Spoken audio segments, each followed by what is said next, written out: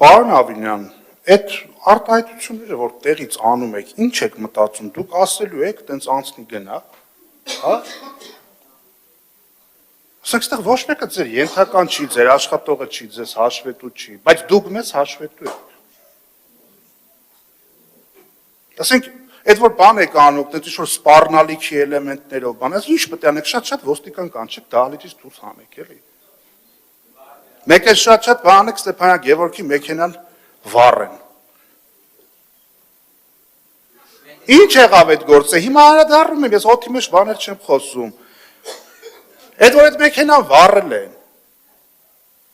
ու մի հատ ինչ-որ դեռահաս ինչ-որ մեկին էին ինչ-որ թե որպես կատարող բռնել, 2 ամիս պահեցին, բաց թողեցին առանց պատվիրատուներին բացահայտելու։ Էդ է ձեր դեմքը։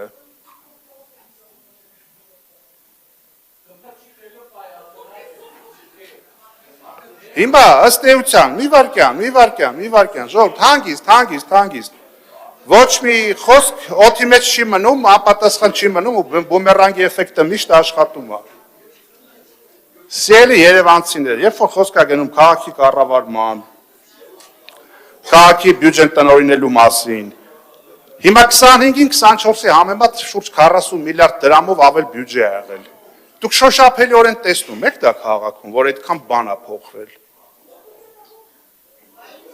Պարոն Խաչատրյան, այդ որ ասում եք բան չանենք, նոր տարի չանենք, Երևանի Երևան, այդ իբր չհասկացաք, ես ինչ նկատի ունելի, տենց մանիպուլյացիա եք անում, ոչ մեկը չի ասում մի արեք,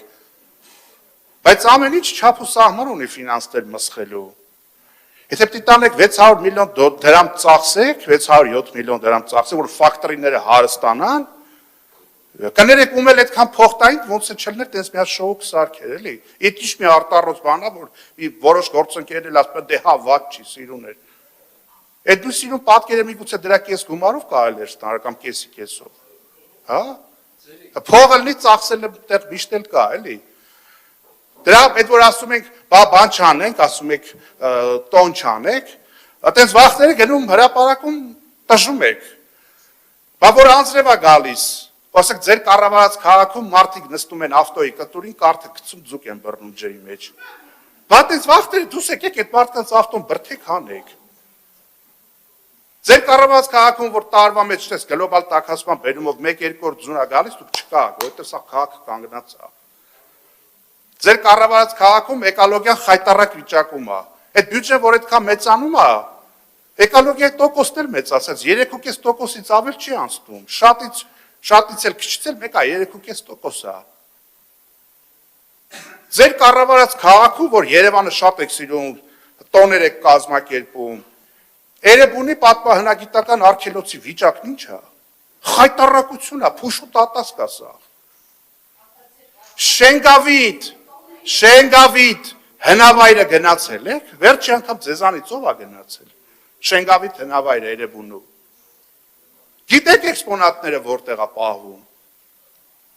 Գերմանացի ռազմագերիների պահման բառակների մեջ։ Դուք այդտեղ եք Երևանի անձնագրի մի հատվածը ցույց տալիս։ Այդ է ձեր կառավարած քաղաքը։ Ամառ տարեք ընդեղ էլ շինարարություն տենդեր դրեք։